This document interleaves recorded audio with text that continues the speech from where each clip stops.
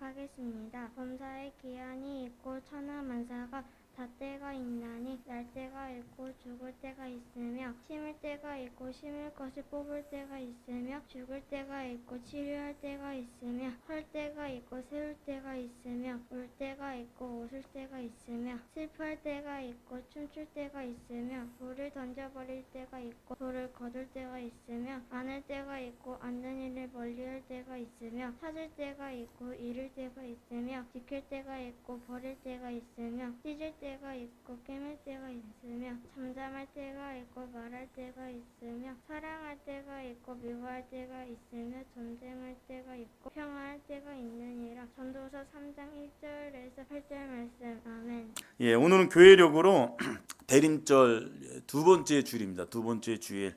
대림절 여러분 잘 알듯이 성탄절 이전에 4주간의 기간을 이야기해요. 그래서 뭐뭇을 향하여 접근하다라는 뜻을 가진 라틴어 아드벤투스에서 유래한 말이죠.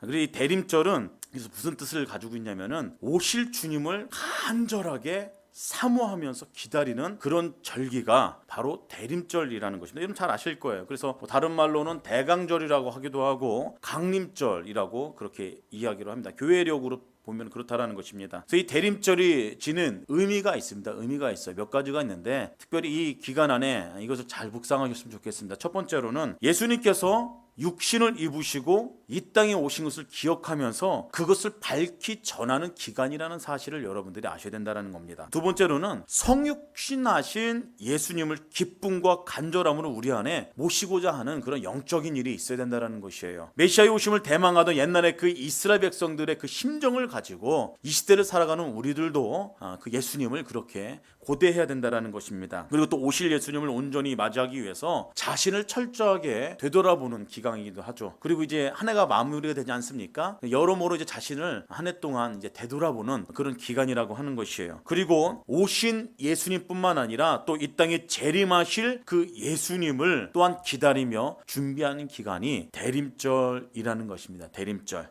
이 대림절 기간에 오신 예수님 또 오실 예수님을 간절히 고대하는 마음으로 여러분들의 인생 가운데에 하나님의 놀라운 은혜와 깃들기를 예수 그리스도의 이름으로 축복합니다. 여러분 오늘은 주어진 삶에 충실하라 이 제목으로 함께 하나님의 말씀을 나누고 싶습니다. 여러분 정말로 죄송하지만 우리가 사는 인생은 그리 길지 않다라는 것이에요. 짧습니다. 화살이 지난 것처럼 그냥 확 지나가는 것 같아요. 제가 주중에 저하고 같이 공부했던 94학번, 제 97학번입니다. 94학번 형님 목사님과 선배 목사님과 통화를 했어요. 이제 저하고 이제 학부와 이제 제가 이제 월남 스키부대이기 때문에 바로 이제 대학원에 갔어요. 월남 스키부대 못 들어보셨어요? 무슨 얘기 모르시는구나. 군대 안 갔다는 소리입니다. 예, 그래서 대학원을 같이 보낸 형님이 계신데 그 형님하고 저하고의 추억은 딱 23년 전입니다. 그 공부하던 기간이에요. 종종 연락을 했는데 오랜만에 연락을 했어요. 그래서 이야기를 하면서 대부분 이제 학부 때 얘기, 대학원 때 얘기를 나눴어요. 그러면서 했던 얘기가 초점이 뭐냐면은 세월참 빠르다. 벌써 그 23년 전 일이다. 그러면서 했던 얘기가 앞으로 우리가 지내온 만큼 정말 빠르게 지내온 만큼 또 한 번 지나면 우리의 나이가 70대를 향하여 간다. 뭐 그런 얘기를 했어요. 야, 세월참 빠르고 길지 않다라는 것을 다시 한번 이제 생각해 본 그런 시간이었습니다. 근데 여러분 이런 짧은 인생을 특별히 이 대림절 기간 가운데에 이제 올해를 정리하는 이 12월 달 한 달 가운데에 정말로 하나님 앞에서 그렇게 고민하셨으면 좋겠어요. 우리 인생을 정말로 가치 있고 후회 없는 인생을 살아가기 위해서 우리가 어떠한 모습으로 하나님 앞에 서 있어야 되는가, 그것에 오늘 말씀에 초점을 두고 싶습니다. 대림절 기간 오늘 본문을 통해서 주님으로부터 그것을 배우는 시간이 되기를 주님의 이름으로 축복합니다. 그래서 오늘 본문을 통해서 우리가 알아야 될 것은 첫 번째는 그것이에요. 각자에게 주어진 삶인 지금이라는 시간을 충실하게 살아가야 된다는 것이에요. 성실하게 살아가야 된다는 것입니다. 여러분 하나님 안에서 하나님께서 기뻐하시는 정말로 가치 있는 인생을 살기 위해서는 오늘 설교 제목처럼 주어진 시간을 정말로 충실하게 살아가는 것입니다. 성실하게 살아가는 것이라는 것이에요. 전도서 3장 1절부터 8절까지 읽었습니다. 그 말씀을 보면은 여러분 마치 인생의 허물을 이야기하는 것처럼 보입니다. 전도서 전체가 인생 허무한 것 아니냐 그렇게 보일 수가 있어요. 그런데 전도서의 핵심은 그것이 아니라는 것입니다. 여러분 전도서의 핵심은 그것이에요. 하나님 없는 인생은 허무한 인생입니다. 그러나 하나님 있는 인생은 행복한 인생입니다. 가치 있는 인생입니다. 절대로 허무한 인생이 아닙니다. 전도서가 그것을 이야기하고 싶은 것입니다. 전도서 저자가 그것을 지금 이 시대를 살아가는 우리들에게 가르쳐주고 싶고 하나님께서 전도서를 통해서 우리에게 그것을 말씀하고 싶다라는 것을 우리는 기억해야 된다라는 것이에요. 그래서 오늘 본문 내용들을 자세하게 살펴보면은 여러분 때라는 단어가 나오죠. 때라는 단어가 나오고 28가지의 때가 나옵니다. 한번 세보세요. 28가지의 때가 나와요. 그리고 그 28가지의 때를 서로 비교했다라는 거예요. 대비시켰다라는 것입니다. 긍정적인 내용의 때 14가지가 있습니다. 그리고 그 반대되는 부정적인 내용의 때 14가지가 있어요. 그것을 소개하고 그것을 대비시켰다라는 거죠. 우리 인생 가운데는 14가지의 아주 좋은 일들이 경험되어진다라는 것입니다. 근데 반면 또 14가지의 우리가 경험하기 싫은 아주 슬픈 일들 또한 우리 인생 가운데에 경험되어진다라는 것이에요. 그것이 교차된다라는 것입니다. 그러니까 기쁨만 있는 인생도 없을 뿐더러 슬픔만 있는 인생도 없다라는 것이에요. 우리들의 삶의 내용들을 찬찬히 다시 한번 되돌아보면은 기쁨도 있고 슬픔도 있고 이 두 가지가 교차되는 것을 발견하게 되고 그것이 곧 하나님께서 우리에게 허락한 인생이구나라는 것을 깨닫게 된다라는 것입니다. 여러분 당장 올 한 해 동안 있었던 일들을 한번 생각해 보십시오. 1월 달부터 지금까지 있었던 일들 한번 생각해 보세요. 기쁜 일도 분명히 있을 것이에요. 반면에 정말로 기억하기 싫은 슬픈 일들도 분명히 있었을 것입니다. 교차된다라는 것이에요. 기쁨과 슬픔이. 근데 여러분 여기서 중요한 것이 있다라는 것이에요. 그냥 기쁘구나 슬픈 일이 있구나 그냥 거기서 멈춰서는 것이 아니라 우리가 하나님 앞에 하나님께서 우리에게 허락해 주신 그 인생을 살아갈 때는 어떤 인생이 하나님께서 보시기에 아름다운 인생이고 멋진 인생이고 기뻐하는 인생인가 하나님 보시기에 정말로 합당한 인생이 어떠한 인생인가에 집중하는 것이 그것이 중요하다라는 것입니다. 성도라면은 그냥 기쁘네 슬프네 그러고 머무르는 것이 아니라 과연 하나님 앞에 내가 어떻게 서 있을까 어떻게 내가 반응해야지 어떤 인생을 살아가야지 하나님께서 기뻐하실까 그것에 포커스를 맞추셔야 된다는 것이에요. 결국은 고난만 있는 인생 슬픔만 있는 인생 그것이 아니라 기쁨만 있는 인생 긍정적인 것만 인생 그것이 아니라 여러 가지 삶의 내용들 중에 어떻게 하면은 그것을 나의 인생 가운데 유익으로 삼는가 그것이 중요하다라는 것이에요. 여러분 그래서 우리 인생 가운데 하나님께 기쁨을 허락해 줄 때가 있습니다. 기쁨을 허락해 줄 때가 있어요. 형통을 시켜줄 때가 있어요. 형통케 할 때가 있어요. 그럼 성도들은 어떻게 해야 됩니까? 그래서 마음껏 누리시면 돼요. 하나님 앞에 감사의 고백을 올려드리면 되는 일입니다. 슬퍼할 때가 있어요. 말도 안 되는 일이 우리 인생 가운데에 펼쳐질 때가 있습니다. 그때 성도들이 해야 될 일이 무엇입니까? 다른 것 아니에요. 이 또한 지나가리라는 그런 믿음을 가지고 그런 동기와 태도를 가지고 믿음으로 인하면서 하나님 앞에 기도하는 것입니다. 기도하다 보면은 하나님과의 깊은 관계를 맺을 수밖에 없다라는 것이에요. 그 관계 가운데 들어가다 보면은 하나님을 더 깊이 만나고 하나님의 은혜도 경험하고 피할 길을 주시고 역사하신 하나님의 은총을 반드시 경험하게 된다는 사실을 성도들은 기억해야 된다는 사실을 알아야 된다는 것이에요. 여러분 그래서 저는 기쁨 많은 인생이 됐으면 좋겠지만 슬픔도 우리 인생 가운데에 있는 것도 사실 그렇게 나쁜 일은 아니라는 것입니다. 어떻게 보면 기쁨만 있는 인생 정말로 좋은 일만 날마다 일어나는 인생 어떻게 보면 그거는 좋은 인생이 아니라고 저는 그렇게 판단되어져요. 온실 속의 화초란 말이 있습니다. 온실 속의 화초 평탄하게 살았다라는 것이에요. 평탄하게 삶에 무리가 없이 참 평탄하게 살았단 말입니다. 근데 여러분 이런 사람들의 특징이 있습니다. 다 그런 건 아니지만 삶 가운데 고난이 올 때 감당을 못해요. 온실 속의 화초처럼 그냥 평탄하게 사는 사람들은 인생 가운데에 역경이 올 때 일어설 수 없습니다. 그냥 넘어져 있어요. 어떻게 할 수 없어요. 태풍도 마찬가지 않습니까? 이런 뉴스마다 태풍이 온다라는 소식을 들을 때마다 어떤 생각이 듭니다. 아이고 이것도 어디다 피해 당할라나 걱정되죠. 근데 태풍에도 순기능이 있다라는 거예요. 순기능이.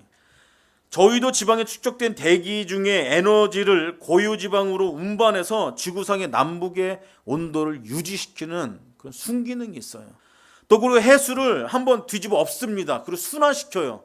그래갖고 적조 현상을 소멸시키죠. 이게 태풍의 순기능입니다. 그것을 볼 때마다 우리가 깨닫는 것이 있어요.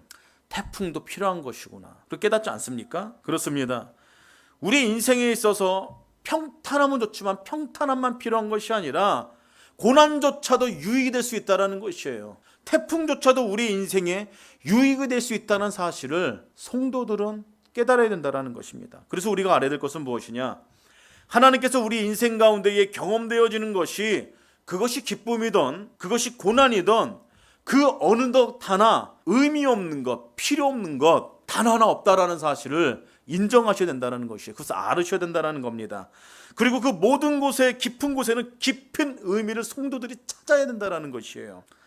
성도들은 그래서 그렇게 기도해야 됩니다. 특별히 고난 가운데 있을 때, 역경 가운데 있을 때, 태풍이 다가올 때 하나님 제가 이 일들을 통해서 하나님 무엇을 깨닫기를 원하십니까? 하나님 제가 무엇을 배우기를 원하십니까? 그렇게 기도하셔야 된다는 것이에요. 그리고 하나님께서는 하나님의 때에 반드시 역사하신다는 사실을 성도는 알아야 된다는 겁니다. 그것을 알기 때문에 성도들은 현재의 삶의 내용이 어떠하든 주어진 삶에 충실하게 성실함으로 흔들림 없이 살아갈 수 있다는 것입니다. 사랑하는 성도 여러분, 고난이 오더라도 여러분들이 해오던 일들을 묵묵히 해나가십시오. 성실하게 해나가십시오. 충실히 해나가십시오. 그것이 성도들이 해야 될 일이라는 것이에요. 독일의 유태인의 최대 학살 현장이었던 아우슈비츠 수용소에 젊고 유능한 한 유태인의 의사가 수용돼서 왔습니다. 붙잡혀 왔어요. 그 안엔 매일매일 가스실과 실험실로 행하는 동족들의 죽음의 그런 행렬들을 계속해서 이 의사가, 젊은 의사가 지켜봤습니다. 얼마나 마음이 쓰렸겠어요. 두렵겠어요. 근데 이 젊은 의사가 어느 날 노동하다가 유리 조각을 하나 발견했다고요. 병 조각, 깨진 병 조각. 그 유리병 조각을 발견하고 몰래 숨겼다고 했습니다. 여러분, 이 사람이 무엇을 했겠어요? 한번 상상해 보세요. 추측해 보세요. 인생 괴로우니까 자살하는 도구로 썼겠습니까? 그렇게 하지 않았습니다. 이것으로 무엇을 했냐면은 면도를 했다고 그래요. 면도. 이 면도는 언제 하는 겁니까? 매일매일 하는 게 면도예요. 매일매일 하는 게. 매일매일. 일상입니다. 일상. 이 사람이 매일매일 이거 유리 조각을 가지고 수염을 다듬었다고 그래요. 다른 사람들하고 다르게. 그래서 일어났던 경험되었던 일이 있습니다. 무슨 일이 경험되어졌냐면은 이 나치들이 처형자를 고르러 올 때마다 그것을 피해갔다라는 것입니다. 야, 저 사람은 그 면도한 턱 때문에 저 사람은 좀 다르게 보인다. 좀 쓸만한 인간이다라고 인식이 됐기 때문에 그런 선입견을 주어서 죽을 고비를 매번 넘겼다라고. 매번 넘겼다. 그래갖고 이 독일이 완전히 패망할 때까지 이 사람이 살아남았다고 그래요. 그래서 후에 스페인에서 유능한 외과 의사로 성공했다고 합니다. 그때 이 사람이 했던 이야기가 있어요. 수용소 생활을 회고하면서 이렇게 고백했다고 합니다. 하나님의 도움은 절대로 늦는 법이 없습니다. 다만 우리가 너무 성급할 뿐입니다. 그렇게 이야기했다고 해요. 여러분, 종종 하나님께서는 마지막 순간까지 기다릴 때가 있다라는 겁니다. 기다릴 때가 있어요. 그러나 여러분, 그 하나님께서 우리 인생 가운데 개입하셔서 역사하시면은 우리들의 수많은 문제가 일사천리로 해결된다라는 것이에요. 그분은 절대로 우리를 포기하지 않으십니다. 여러분 인생 가운데 변화가 필요하십니까? 변화가 필요하세요? 어쩌면 여러분이 생각하는 것보다 그 변화가 우리 인생 가운데 가까이 있을지도 모른다는 것이에요. 오랫동안 기도하는 일들이 이루어지지 않아서 여러분 낙심 가운데 있으십니까? 여러분, 분명 하나님께서는 여러분들의 오랜 기다림과 그 기도 가운데에 역사하신다는 하나님이라는 것을 신뢰하시길 바랍니다. 하나님께서 결코 우리의 낙심 가운데 우리를 방치하시는 분이 아니시라는 것이에요. 여러분, 베드로를 보십시오. 강풍이 휩쓸려 바다에 빠졌을 때에 예수님께서 하셨던 일들이 있어요. 즉시 손을 뻗으셨습니다. 즉시 손을 뻗은 것처럼 예수님께서는 우리가 지금 바다 가운데 빠져 허우적거릴 때 즉시 손을 내밀어서 우리를 붙잡으시는 주님이세요. 그 주님의 손을 붙잡으십시오. 그 주님을 의뢰하시고 신뢰하십시오. 여러분, 오래 엎드린 새가 높게 난다라는 이야기가 있지 않습니까? 이 말을 기억하셨으면 좋겠어요. 오래 엎드린 새는 높게 날아요. 오래 엎드린 새가 높게 난다라는 것은 오래 엎드렸기 때문이에요. 오래 엎드렸다는 것은 힘을 모았다는 이야기 아닙니까? 그렇기 때문에 오래 엎드린 시간은 외형적으로 봤을 때는 아무것도 아닌 시간일지도 모르겠습니다. 그러나 힘을 저축하는 시간입니다. 힘을 모으는 시간이에요. 힘을 모으고 또 모으는 시간이에요. 힘을 집중하는 시간입니다. 힘을 재충전하는 시간입니다. 성도들한테 오래 엎드리면 무엇입니까? 기도입니다. 기도. 오랫동안 엎드려서 기도하는, 힘을 축적하는 시간, 하나님께서 역사하심을 기다리는 시간. 그래서 오래 엎드리면 준비를 의미를 하죠. 여러분, 새가 높이 비상하고 멀리 날기 위해서는, 그것을 잘하기 위해서는 잘 준비해야 돼요. 잘 준비. 독수리가 거센 폭풍우를 타고 날 수 있는 것은 이유 단 한 가지예요. 잘 준비되었기 때문입니다. 준비는 훈련을 의미해요. 훈련은 고통을 동반합니다. 처음엔 힘들죠. 그러나 그 다음에는 누리는 것입니다. 창공을 나르는 것을 누리는 것이에요. 축복을 누리는 것입니다. 훈련은 고통스럽지만 결국 우리들을 자유케 하는 것이에요. 훈련은 우리로 하여금 고통스럽지만 시간이 흐르면 대가를 얻게 합니다. 여러분, 주님 앞에 엎드린 시간이 긴 만큼 주께서 우리 인생 가운데 역사하신다는 사실을, 끝내는 웃을 수 있다는 사실을 여러분들 기억하셨으면 좋겠어요. 그 인생들의 주인공이 다 되기를 예수 그리스도의 이름으로 축복합니다. 11절을 보니까, 오늘 읽지는 않지만 11절을 보니까 그렇게 말씀하고 있어요. 하나님이 모든 것을 지으시되 때를 따라 아름답게 하셨다라고 그렇게 말씀하고 있지 않습니까? 여름은 덥습니다. 뭐 더운 사람 싫어하는 사람들 일지는 모르겠지만 여름은 덥기 때문에 귀한 것이에요. 왜냐하면 사계절 중에 여름은 그 기간이 있기 때문에, 그렇기 때문에 소중한 것입니다. 그렇기 때문에 아름다운 것이에요. 가을에 단풍을 경험하죠. 겨울에는 눈을 볼 수가 있습니다. 그 기간이 있다라는, 그 기간의 때에 따라 하나님께서 그 때를 아름답게 하셨다라는 것입니다. 여러분, 이 말씀이 우리 인생 가운데 하나님께서 하고 싶은 말씀이 무엇인지 아십니까? 여러분, 아침부터 우리가 잠드는 그 시간, 그 하루를 따진다 해도, 또 월요일부터 주일까지 그 시간을 따진다 해도 우리 인생에서 1년, 아니 전체 12달 매 순간순간마다 하나님께서는 전혀 다른 다양성을 가지고 여러 가지 모습을 가지고 우리에게 허락해 주신다는 사실입니다. 그것이 기쁜 일이든, 그것이 슬픈 일이든, 그것이 어떠한 일이든, 그것이 어떠한 시간이든 그 시간은 하나님 앞에서 아름다운 시간이라는 것이에요. 그렇기 때문에 우리의 형편이 어떠든 간에, 우리의 환경이 어떠든 간에 하나님께서 허락해 주신 그 모든 시간을 우리가 할 일이 무엇이냐면 충실하게 살아가는 것입니다. 성실하게 살아가는 것이에요. 주어진 시간들 안에는 여러 가지 상황들이 있어요. 그런데 그 모든 것이 하나님께서 허락하신 것을 기억하면서 새벽 시간에는 하나님의 말씀을 묵상하는 거, 여전히 했듯이 기도하는 것입니다. 성전에 나와서 기도하던, 각 가정에서 일어나서 기도하고 말씀을 묵상하던, 해오던 일을 계속 해오는 것이에요. 아침에는 열심히 일하는 것입니다. 뛰는 것이에요. 그것이 아름답다는 것이에요.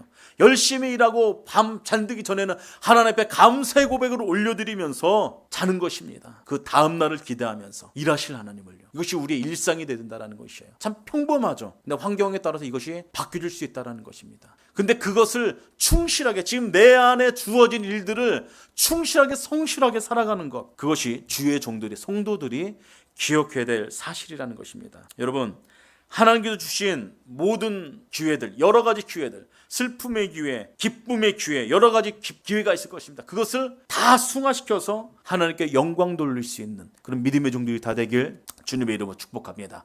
두 번째로 기억해야 될 것이 있습니다. 두 번째로 기억해야 될 것은 하나님 앞에서 정말로 기뻐하는 인생을 살아가기 위해서 우리가 가져야 될 태도가 있습니다. 그 15절 말씀에 기록되어 있어요. 15절 말씀에 이제 있을 것이 옛적에 있었고 장래에 있을 것이 옛적에 있었나니 하나님이 이미 지난 것을 다시 찾는다라는 말씀이 있습니다. 이게 무슨 얘기냐면은 15절을 보니까 우리들이 이것을 기억해야 되는, 하나님께서 모든 것을 다 보고 계신다라는 것입니다. 여러분, 차 사고 나면 무엇부터 봅니까? 블랙박스부터 보죠. 그리고 공간 안에서 무슨 사고가 나면 무엇부터 봅니까? CCTV부터 봅니다. 그 문제를 해결하죠. 제가 맨날 중고차만 타고 다니다가 새 차를 한번 구입한 적이 있습니다. 일주일 만에 아이 등교시켜주다가 문짝부터 밑에까지 쫙 긁었어요. 저는 그걸 몰랐어요. 어떤 차가 긁고 간 것을. 근데 집에 와서 그 다음날에 발견하게 됐어요. 제가 어떻게 했겠습니까? 웬만하면 그냥 넘어가려고 했어요. 그냥 이제 그 자동차 이제 무료로 고쳐주는 프로그램이 있어서 알아봤는데 적용이 안 돼 갖고 이거를 뭐 제 개인적인 재정으로 이거 감당할 수가 없어서 블랙박스를 받습니다. 근데 이게 감별이 안 되는 거 너무 흐려 갖고 제가 어떻게 했겠습니까? 어떻게든 번호판을 찾아서 경찰에 신고했습니다. 경찰에 신고했는데 저한테 그러더군요. 이거 어떻게 알아냈냐고. 그 사람이 발뺌했다고 해요. 그거에 간 적도 없고. 그래서 처음에 좀 얘기 들어보고 좀 이제 넘어가려고 하다가 너무 괘씸해 갖고 그냥 정상적으로 원래 하던 대로 처리해 주십시오 해갖고 그냥 보험 처리했습니다. 저는 아마 목회 안에서 아마 경찰이 됐을 뻔했을 것 같아요. 아무튼 그렇게 해서 문제를 해결했다라는 것이에요. 블랙박스를 보든지 CCTV를 보든지 이유가 뭡니까? 그 안에 다 담겨져 있기 때문이에요. 하나님도 마찬가지라는 것이에요. 하나님께서도 마치 블랙박스를 보듯이 CCTV를 보듯이 우리들의 인생 전체를 전부 다 보고 계신다는 것입니다. 우리는 그것을 기억해야 된다는 것이에요. 그래서 성도들은 늘 하나님 앞에서 사는 인생으로 사셔야 된다는 겁니다. 그것이 하나님께서 기뻐하는 인생이라는 거예요. 그것이 하나님께서 원하시는 인생이라는 것입니다. 하나님이 내 모든 것을 바라보신다는 그런 전제를 가지고 살아가는 인생, 하나님 앞에서의 인생, 그것을 마음 가운데 새기셔야 된다는 겁니다. 여러분 코람데오라는 단어 아시죠? 처음 들어보셨어요? 들어보셨죠? 코람데오 한번 따라해 봅시다. 코람데오 하나님 앞에서라는 뜻입니다. 라틴어입니다. 라틴어. 코람데오 하나님 앞에서 매 순간 하나님 앞에 서 있는 사람처럼 하나님의 영광 아래 살아가겠다는 뜻의 그런 이제 기독교 신앙 용어입니다. 여러분 하나님 앞에서 코람데오 이것을 늘 기억하셨으면 좋겠어요. 하나님 앞에서 살아간다는 사람은 어떻게 살아갑니까? 처음에 말씀드렸듯이 늘 성실하게 살아갑니다. 충성되이 살아가요. 그 다음 또 하나는 정직한 인생을 살아간다는 겁니다. 하나님 앞에서 정직한 인생, 하나님 앞에서 고든 인생, 정직한 인생. 정직하다라는 것은 그냥 단순히 거짓말 안 해요. 이것이 아닙니다. 단순히 거짓말 안 하는 인생이 아니라 진리 앞에서 완벽하게 순종하는 인생, 진리 앞에서 정말로 단순해지는 인생, 그것을 이야기한다는 것이에요. 여러분 다른 얘기가 아니에요. 하나님의 말씀 앞에서 단순해지십시오. 단순하게 사십시오. 그런 이야기라는 것입니다. 머리 쓰지 말라는 것이에요. 복잡하게 생각하지 말라는 것입니다. 하나님의 말씀이 우리 심령 가운데 임하면 사람들은 복잡해져요. 왜요? 하기 싫은 것 해야 하기 때문에, 내가 포기해야 하기 때문에 정신 못 차립니다. 단순해지라는 얘기예요. 단순해져라. 머리 쓰지 말고 하나님의 말씀대로 살려고 그냥 단순해져라. 그런 얘기예요. 여러분 예수 잘 믿는 비결이 있습니다. 다른 것 아닙니다. 단순해지면 됩니다. 복잡해하지 마십시오. 단순하게 사십시오. 단순해지면 말씀대로 순종하게 돼 있어요. 복잡하면은 막 따집니다. 막 따져요. 막 말씀이 맞냐 안 맞냐 막 재보기도 하고 막 불안하기도 하고 막 그래요. 하나님 앞에서 말씀 앞에서는 단순해져야 된다는 것이에요. 하나님을 떠나서 하나님 앞에 서지 않는 사람 특징이 있습니다. 단순하지 않습니다. 복잡해요. 복잡하다라는 것이에요. 그리고 음모를 꾸미죠. 요즘 제가 보는 사극 드라마가 있어요. 근데 사극 드라마에 공통적인 특징이 있습니다. 그건 뭐냐면은 악역을 담당하는 사람들의 인생의 내용들이 다 똑같다라는 것이에요. 밤낮 머리를 짭니다. 이겨먹으려고. 막 머리를 짜요. 막 음모를 파고 누구 죽이려고 하고. 사극을 보면 악역을 담당한 사람은 다 그렇습니다. 또 결론이 뭐예요? 결국 자기가 망한다는 거. 자기가 망한다는 거. 성경에도 기록되어 있지 않습니까? 에스더서를 보면은 하만이 이스라엘 백성들을 몰살시키려고 음모를 꾸밉니다. 복잡하게 막 일을 꾸며요. 결론이 뭡니까? 자기가 죽지 않습니까? 이것이 복잡하고 음모를 꾸미는 사람들의 특징이라는 거, 말로라는 것이에요. 여러분 하나님 앞에 단순하지 않으면, 말씀 앞에 진리 앞에 단순하지 않으면 여러분 망한다라는 것입니다. 하나님 앞에 살아간다는 것, 코람데오의 정신을 가지고 살아간다는 것은 진리 앞에 단순해지는 것이에요. 사람들 앞에, 하나님 앞에 정직하게 살아가는 것입니다. 말씀 그대로 그 모습을 보여주면서 살아가는 인생이에요. 저는 우리들의 인생이 지금까지 그래왔지만 올해 한 해를 정리하는 인생, 우리 인생을 되돌아보면서 내년에도 그렇게 살아가도 결단하는 세움교회 교우 여러분들 다 되기를 주님의 이름으로 축복합니다. 하나님 앞에서 산다라는 의미, 또 다른 의미가 있습니다. 그 의미가 무엇이냐면은 하나님 앞에서 내가 지금 벌거벗고 있습니다 라고 신하는 것이에요. 그 모습으로 서 있다는 사실을 알아야 된다는 것입니다. 다윗을 보십시오. 범죄했습니다. 참 부족하죠. 근데 다윗이 잘했던 것 있어요. 그것은 하나님 앞에 그대로 고백했다는 것입니다. 벌거벗은 그 모습 그대로를 가지고 하나님 앞에 나갔다는 것이에요. 그것이 하나님의 마음에 합한 자가 되었다라고 성경에 기록된 이유입니다. 다윗이 잘나서 그런 건 아니에요. 하나님 앞에 정직했기 때문입니다. 벌거벗은 모습 그대로 나갔다라는 것이에요.